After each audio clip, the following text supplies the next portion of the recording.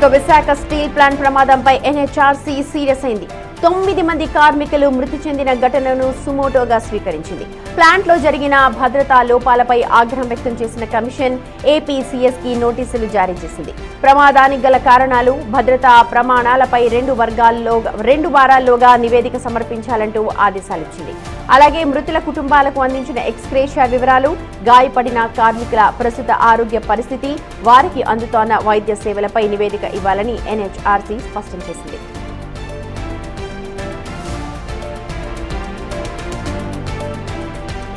Right, మా ప్రతినిధి Shiva join అవుతున్నారు డీటెయిల్స్ అందించడానికి. శివ, ఇప్పటికే వైజాగ్ స్టీల్ ప్లాంట్ ప్రమాదంపై ఎన్హెచ్ఆర్సీ చాలా సీరియస్ అయింది, చాలా నివేదిక కోరుతోంది. ఒకసారి డీటెయిల్స్ చెప్తారా? రైట్, వైజాగ్ స్టీల్ ప్లాంట్ ప్రమాదం పైన ఈ ప్రమాదాన్ని సుమోటోగా స్వీకరించి కేసు నమోదు చేసింది ఎన్హెచ్ఆర్సీ. అయితే ఈ ప్రమాదానికి గల కారణాలు ఏంటి అనే దానిపై ప్రధానంగా వివరాలు సమర్పించాలంటూ కూడా ఏపీ చీఫ్ సెక్రటరీకి నోటీసులు జారీ చేసింది. అయితే ఈ ప్రమాదంలో దాదాపు 8 మంది చనిపోయారు, 6గురికి తీవ్ర గాయాలయ్యాయి. అయితే వారికి గాయపడిన వారికి ఎటువంటి వైద్యం అందిస్తున్నారు, చనిపోయిన వారికి ఎంత మేర వారు నష్టపరిహారం చెల్లించారనే వివరాలతో కూడిన నివేదికను 2 వారాల్లోగా సమర్పించాలంటూ కూడా ఏపీసీఎస్ కు నేషనల్ హ్యూమన్ రైట్స్ కమిషన్ నోటీసులు జారీ చేసిన నేపథ్యంలో ఇప్పుడు దీనికి ప్రతిస్పందనగా ఏపీసీఎస్ స్పందించాల్సి ఉంటుంది. ఇప్పటి వరకు తీసుకున్న చర్యలు ఏంటి, అసలు ప్రమాదానికి గల కారణం ఏంటి, అంటే సరైన భద్రతా ప్రమాణాలు పాటించకపోవడం వల్లే ఈ ప్రమాదం జరిగింది అనేది కూడా ప్రధానంగా ఆరోపణలు వస్తున్నాయి. దీనికి సంబంధించి ఇదే ఆరోపణలు పరిగణలోకి తీసుకుని కేసు నమోదు చేసింది NHRC సుమోటోగా.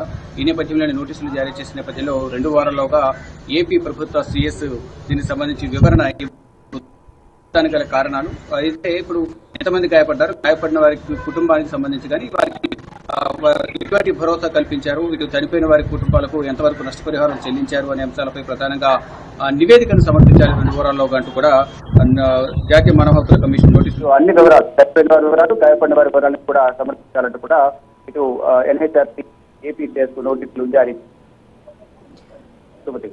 Right Shiva, thank you. చూడొచ్చు, ఎన్హెచ్ఆర్సీ వైజాగ్ స్టీల్ ప్లాంట్ ప్రమాదాన్ని సుమోటోగా స్వీకరించింది. 2 వారాల్లోగా ఏపీ ప్రభుత్వం పూర్తి నివేదికను సమర్పించాల్సిందిగా ఆదేశించింది.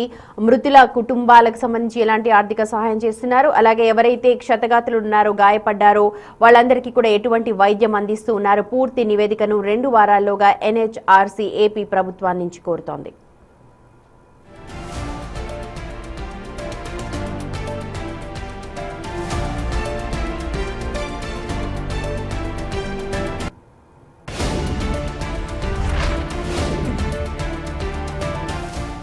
రైట్, చూసినాం వైజాగ్ స్టీల్ ప్లాంట్ ప్రమాదం జరిగి 3 రోజులు అవుతోంది.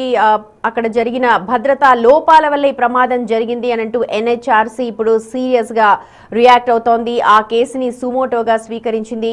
ఇప్పటికే కేంద్ర ప్రభుత్వం మృతుల కుటుంబాలకు, రాష్ట్ర ప్రభుత్వం కూడా ఎక్స్గ్రేషియా ప్రకటించింది. కార్మికులందరికీ కూడా భరోసా కల్పిస్తూ మంత్రులందరూ కూడా అక్కడికి వెళ్లి పరామర్శించారు. కానీ సరైన ప్రమాణాలు పాటించారా లేదా, భద్రతా ప్రమాణాలు, ఎందుకంటే లైఫ్ రిస్క్ చేసి అక్కడ పనులు చేస్తుంటారు కాబట్టి ఎటువంటి భద్రతా ప్రమాణాలు పాటిస్తూ ఉన్నారు అన్న దానిపైన స్పష్టత ఇవ్వాలి అని అంటూ ఎన్హెచ్ఆర్సీ ఇప్పుడు కేంద్ర ప్రభుత్వం ఇప్పుడు రాష్ట్ర ప్రభుత్వానికి ఒక నివేదికను కోరుతోంది 2 వారాల్లోగా ఇవ్వాలని. రైట్, మా ప్రతినిధి రాజు ఉన్నారు మనకు మరింత ఇన్పుట్స్ ఇవ్వడానికి. రాజు, ఎన్హెచ్ఆర్సీ ఇప్పుడు ఈ కేసుని సుమోటోగా స్వీకరించింది, స్వయంగా ఇన్వాల్వ్ అవుతోంది, పూర్తి డీటెయిల్స్ కావాలని కోరుతోంది. ప్రస్తుతం అక్కడ జరుగుతున్న పరిణామాలు ఏంటి? స్టీల్ ప్లాంట్లో ప్రమాదం జరిగిన తర్వాత అటు కేంద్ర ప్రభుత్వం దీని మీద ఒక 3-man కమిటీ నియమించింది. ప్రస్తుతం అయితే 3-man కమిటీకి సంబంధించినటువంటి కమిటీ సభ్యులు ఆ స్టీల్ ప్లాంట్ లోపల ప్రమాదం జరిగినటువంటి ప్రాంతాన్ని పరిశీలిస్తున్నారు, ఒక నివేదిక తయారు చేస్తున్నారు. ఈలోపు నేషనల్ హ్యూమన్ రైట్స్ కమిషన్ దీనిపై స్పందించింది. ప్రమాదం జరిగినటువంటి తీరు మీద సంజాయిషీ కోరుతూ నేషనల్ హ్యూమన్ రైట్స్ కమిషన్ సుమోటోగా నోటీసులు జారీ చేసినటువంటిది అయితే ఉంది. ఏపీసీఎస్కు నోటీసులు అయితే ఇచ్చినటువంటిది అయితే ఉంది. దాదాపుగా దీనిలో ఈ ప్రమాదంలో మొత్తం 9 మంది చనిపోయారు, చనిపోయారు, ఇంకా 5 క్షతగాత్రులుగా వివిధ హాస్పిటల్లో చికిత్స పొందుతున్నటువంటిది అయితే ఉంది.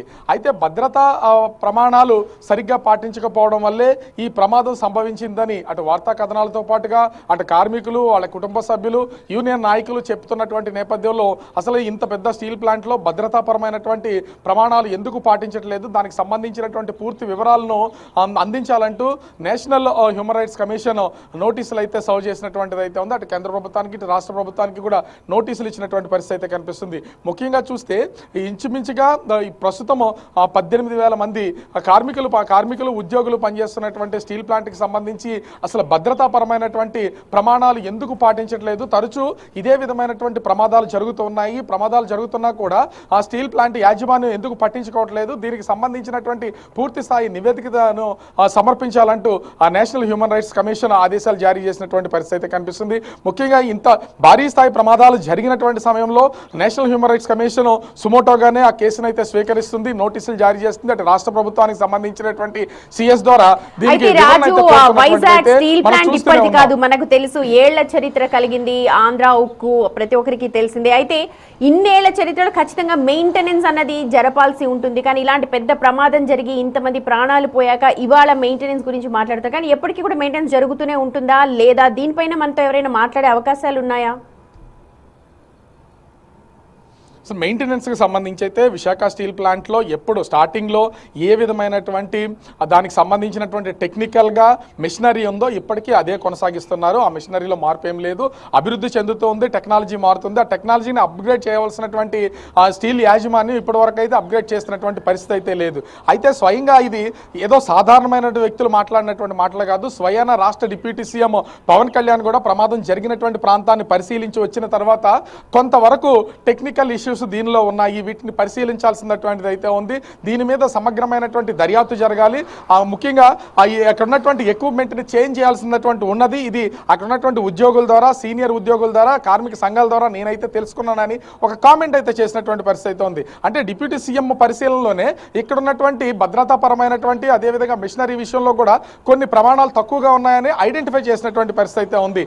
ముఖ్యంగా చూస్తే కార్మికులు చనిపోయినటువంటి వాళ్ళకి సంబంధించినటువంటి స్నేహితులు, అదేవిధంగా వాళ్ళతో కలిసి పనిచేస్తున్నటువంటి వాళ్ళు, ముఖ్యంగా ఈ లాడీలకు సంబంధించి SMS 1లో పనిచేసినటువంటి వాళ్ళని ఎంతమందిని మనం మాట్లాడినటువంటి పరిస్థితి ఉంది. మాట్లాడిన ప్రతి ఒక్కళ్ళు కూడా ఒకటే చెప్తున్నారు, భద్రతాపరమైనటువంటి మిషనరీ విషయంలో అక్కడ సేఫ్టీ ఆడిట్ అయితే జరగడం లేదు. సేఫ్టీ ఆడిట్ జరగకపోవడం వల్ల మిషనరీస్ అనేక సార్లు లాక్ అయిపోతున్నాయి, డోర్స్ ఓపెన్ అయిపోతున్నాయి, డోర్స్ క్లోజ్ అయిపోతున్నాయి. ఇవి అసలు అంటే టెక్నికల్గా అక్కడ ఎవరు మెకానిజం చేయకుండానే ఇదంతా జరుగుతుంది. దీనివల్ల అనేక మంది చనిపోతున్నారని చెప్తున్నటువంటి పరిస్థితి ఉంది. నిన్న కూడా విశాఖ స్టీల్ ప్లాంట్ SMS 1లో అంటే లాడీలకు సంబంధించి ఒక హోల్ పడినటువంటి, ఆ లాడీలకు సంబంధించినటువంటి దానిలో ఒక రంధ్రం పడినటువంటి పరిస్థితి ఉంది. రంధ్రం పడడం చాలా వరకు లిక్విడ్ ఐరన్ లీక్ అయినటువంటిది అయితే ఉంది. ఈ రోజు ఉదయం 6:30 సమయంలో కూడా SMS 1లో లాడీలకు సంబంధించి ఒక రంధ్రం పడి దాదాపుగా దానిలో ఉన్నటువంటి 100 టన్నుల లిక్విడ్ ఐరన్ వెళ్ళేటటువంటిది కింద పడిపోతున్నటువంటి పరిస్థితి ఉంది. అక్కడ కార్మికులు ఉంటే ఖచ్చితంగా ఒక పెను ప్రమాదం మళ్ళీ జరిగేది. అంటే వరుసగా 4 రోజుల నుంచి కూడా ప్రతిరోజు ఈ ప్రమాదాలు సంభవిస్తూనే ఉన్నాయి. అయినా స్టీల్ ప్లాంట్ యాజమాన్యం దీని మీద తక్షణం స్పందిస్తున్నటువంటి పరిస్థితి అయితే ఎక్కడా కనిపించడం లేదు. ముఖ్యంగా చూస్తే ఇప్పటికీ 3-man కమిటీ అటు బొకారో స్టీల్ ప్లాంట్కి సంబంధించినటువంటి నిష్ణాతులైనటువంటి 3గురితో ఒక కమిటీ కేంద్ర ప్రభుత్వం స్టీల్ మినిస్టర్ అయితే నియమించింది. వాళ్ళు స్టీల్ ప్లాంట్ లోపల మొత్తం అంతా పరీక్ష చేస్తున్నటువంటి సమయంలోనే ఈ ప్రమాదాలు సంభవిస్తున్నటువంటి పరిస్థితి అయితే ఉంది. ఈ నేపథ్యంలోనే ఇప్పుడు నేషనల్ హ్యూమన్ రైట్స్ కమిషన్ కూడా దీని మీద వివరణ కోరుతూ పూర్తి స్థాయి నివేదిక ఇవ్వాలని కోరినటువంటి పరిస్థితి ఉంది. మరి సిఎస్ దీని మీద ఏ విధమైనటువంటి నివేదిక అందిస్తారనేది మాత్రం వేచి చూడాల్సినటువంటి పరిస్థితి కనిపిస్తోంది. Sumathi. Right Raju, thank you.